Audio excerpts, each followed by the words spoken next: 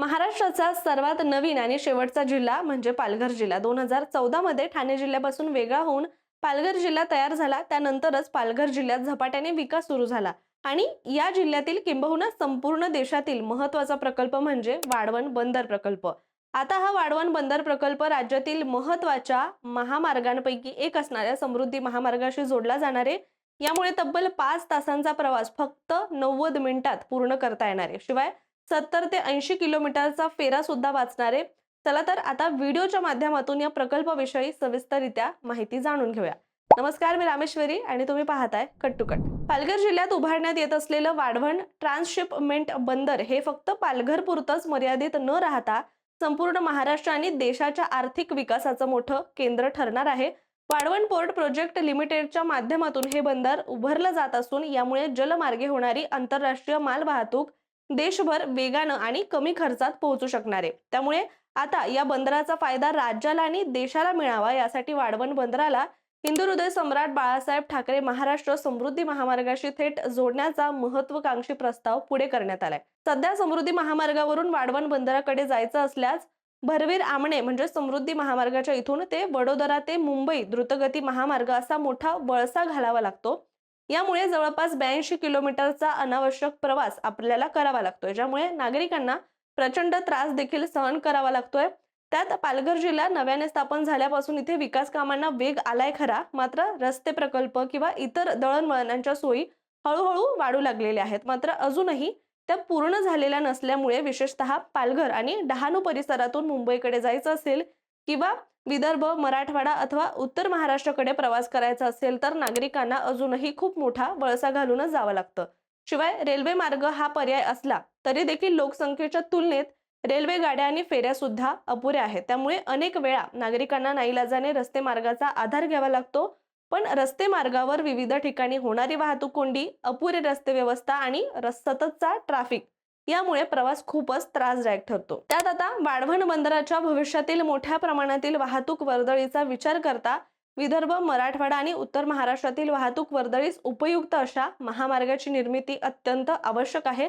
त्यामुळे ही समस्या दूर करण्यासाठी वाढवण बंदर ते समृद्धी महामार्ग असा थेट जोडमार्ग तयार करण्याचा निर्णय घेण्यात आलाय। या प्रकल्पाचा डिटेल प्रोजेक्ट रिपोर्ट सध्या तयार होत असून अंदाजे 14,000 कोटी रुपयांचा खर्च या महामार्गासाठी होऊ शकतो अशी माहिती मंत्री दादाजी भुसे यांनी विधानसभेत दिली। आता पाहूयात की हा मार्ग कसा असेल आणि काय काय याचे फायदे होणार आहेत। वाढवण बंदर समृद्धी महामार्गाशी जोडल्यानंतर सगळ्यात मोठा फायदा म्हणजे प्रवासाचा प्रचंड वेळ वाचणार आहे। सध्या ज्या प्रवासासाठी जवळपास 5 तास लागतात तोच प्रवास फक्त 90 मिनिटात संपेल। यावरून आपल्याला अंदाज येईल की किती फायदेशीर हा महामार्ग असेल। शिवाय सध्याचं 183 किलोमीटरचं अंतर हे कमी होऊन सुमारे 104 ते 105 किलोमीटर इतकं राहील। म्हणजे जवळपास 78 ते 80 किलोमीटर कमी होतात आणि इतका वळसा आपल्याला घालावा लागणार नाहीये। दरम्यान हा महामार्ग 6 लेनचा असू शकतो। या महामार्गाची प्रस्तावित रुंदी 100 मीटर तर बोगद्यांची रुंदी 80 मीटर इतकी असेल। या महामार्गावर 100 किलोमीटर प्रति तास वेगाने देखील प्रवास करता येणार आहे। त्यामुळे माल वाहतूक, प्रवासी वाहतूक दोन्ही सुद्धा खूप वेगवान होईल आणि सगळ्यात महत्त्वाचं म्हणजे हा मार्ग कुठून आणि कोणत्या शहरातून जाणार असा प्रश्न आता अनेकांना पडला असेल। तर हा मार्ग पालघर जिल्ह्यातील डहाणू, विक्रमगड, जव्हार, मोखाडा आणि नाशिक जिल्ह्यातील त्र्यंबकेश्वर मार्गे इगतपुरी पर्यंत पुढे जाणार आहे।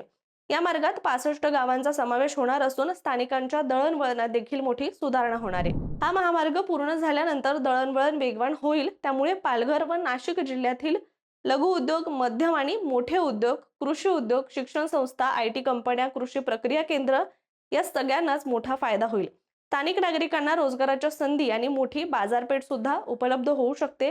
हा प्रकल्प महाराष्ट्र राज्य रस्ते विकास महामंडळ राबवणार असून हुडको कडून तब्बल 1500 कोटी रुपयांचं कर्ज देखील उभारण्यात येणार आहे। तसेच 2528 कोटी 90 लाख रुपयांच्या तरतुदीस मंत्रिमंडळाची मान्यता मिळाली आहे आणि हा पुढील प्रकल्प 3 वर्षात पूर्ण होण्याचं देखील उद्दिष्ट आहे। ज्या पार्श्वभूमीवर केंद्र सरकारच्या सागरमाला प्रकल्पाअंतर्गत भारतीय राष्ट्रीय महामार्ग प्राधिकरणानं आधीच वाढवण बंदर ते तवा दरम्यान 32 किलोमीटर महामार्गाचं काम हाती घेतलंय। दरम्यान पुढील काही वर्षात वाढवण बंदराच्या आसपासचा परिसर फक्त बंदराशी संबंधित कामांसाठी नाही तर नवीन गुंतवणुकीचं मोठं केंद्र सुद्धा ठरणार आहे। त्यामुळे या भागाला मुंबईशी थेट आणि वेगवान कनेक्टिव्हिटीची गरज आहे. याबद्दलच बोलताना IAS अधिकारी अश्विनी भिडे यांनी एका पॉडकास्टमध्ये असं म्हटलं होतं की जिथे प्रवास खूप होतो आणि कमी स्थानक आहेत अशा भागामध्ये वेगवान कनेक्टिव्हिटी दिल्यास प्रवासाचा वेळ मोठ्या प्रमाणात कमी होतो. एकंदरीत पाहिलं तर वाढवण बंदर हे समृद्धी महामार्ग जोड प्रकल्प हा केवळ रस्ता नाही, तर महाराष्ट्राच्या औद्योगिक, व्यापारी आणि आर्थिक विकासाचा नवा कणा ठरणार आहे. वाढवण बंदरामुळे येणारी आंतरराष्ट्रीय मालवाहतूक समृद्धी महामार्गामुळे देशभर पोहोचणार आणि महाराष्ट्राच्या आर्थिक विकासाला नवा वेग मिळणार आहे, हे मात्र नक्की आहे. मात्र तुम्हाला याचा फायदा होईल का, कमेंट करून नक्की सांगा. आणि तुम्हाला कोणत्या प्रकल्पाविषयी माहिती जाणून घ्यायला आवडेल हे सुद्धा कमेंट करून नक्की सांगा. आणि अशाच माहितीपूर्ण व्हिडिओसाठी कट टू कटच्या YouTube चॅनलला तुम्ही सबस्क्राईब करायला विसरू नका.